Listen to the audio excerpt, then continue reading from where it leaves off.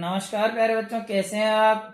Corona काल चल रहा है, स्वास्थ्य का पूरा ध्यान रखें, मास्क जरूर लगाएं और 2 गज की दूरी बेहद जरूरी। दूरी बनाए रखें, सोशल डिस्टेंस का पूरा ध्यान रखें और अपने घर पर उपलब्ध सुविधाओं के अनुसार पढ़ाई का भी पूरा ध्यान रखें। तो प्यारे बच्चों, हम पढ़ रहे थे कक्षा 10 विषय सामाजिक विज्ञान, अध्याय 2 संघर्षकालीन भारत। संघर्षकालीन भारत में हमने दिल्ली सल्तनत के बारे में पढ़ लिया था।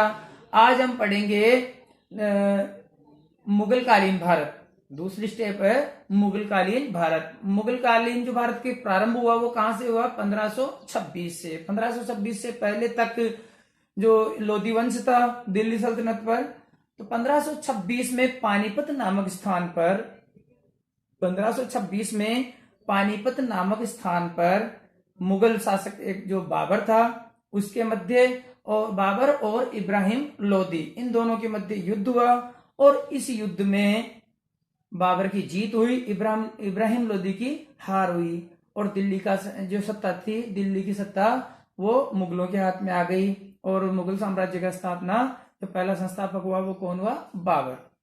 देखिए, मुगल साम्राज्य का जो संस्थापक बना ये बाबर बना और ये जो बाबर था ये तैमूर वंशीय तुर्क मुसलमान था और मंगोल जो सेना नायक चंगेज खां था उस वंश की इसकी मां थी, इसलिए इसका जो संबंध है वो इस वंश से भी है, जिस वंश का नाम है चुगताई वंश, इससे भी इसका संबंध रहा है।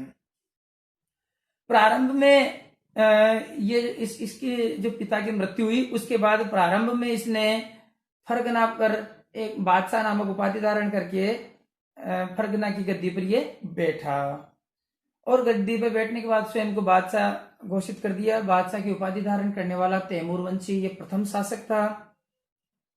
और इसके बाद में 1527 ईस्वी में 1526 ईस्वी में तो युद्ध हुआ था पानीपत का। प्रश्न आ सकता है कि पानीपत का युद्ध किस किस के मध्य हुआ? बाबर और इब्राहिम लोदी के मध्य। किस सन में हुआ? 1526 ईस्वी में। किस स्थान पर हुआ? पानीपत। इसके बाद 1527, हम क्रम से पढ़ेंगे, 1526, 1527 और 1528, 1529 और 1530। 30 में इसकी मृत्यु हो जाएगी। अब 1527 में जो युद्ध हुआ वो किस किस के मध्य हुआ? राणा सांगा का नाम आपने सुना होगा। राणा सांगा और बाबर, इन दोनों के मध्य जो आगरा से 40 किलोमीटर दूर स्थित खानवा नामक स्थान है वहां पर इन दोनों के मध्य युद्ध हुआ और इस युद्ध में बाबर ने तुलगुमा पद्धति अपनाई और इस पद्धति के अनुसार उसने युद्ध लड़ा और बाबर की जीत हुई और राणा सांगा की इसमें हार हुई। 1527 के बाद 1528 में जो राणा सांगा का सहयोग कर रहे थे एक मेदिनी राय जो चंदेरी के राजा थे, वो खानवा के युद्ध में भी उन्होंने भाग लिया था। उस मेदिनी राय पर आक्रमण किया बाबर ने 1528 में, जो चंदेरी के शासक थे, इसमें भी बाबर की जीत हुई। 1529 में बाबर ने घाघरा के युद्ध में अफगानों को हराया और 1530 में बाबर की मृत्यु हो गई। बाबर ने अपनी दिनचर्या की जो कार्यकलाप थे उनको लिखने की एक पुस्तक लिखी थी जिसका नाम था बाबरनामा या तुजुके बाबरी। ये इसकी जो भाषा थी वह उसकी भाषा थी प्रारंभ में तुर्की भाषा, फिर अब्दुल रहीम खान खाना ने इसको फारसी भाषा में अनुवादित किया था। यह था 1526 से लेकर के 1530 के मध्य की अवधि बाबर का काल। अब 1530 में बाबर की मृत्यु हो जाती है।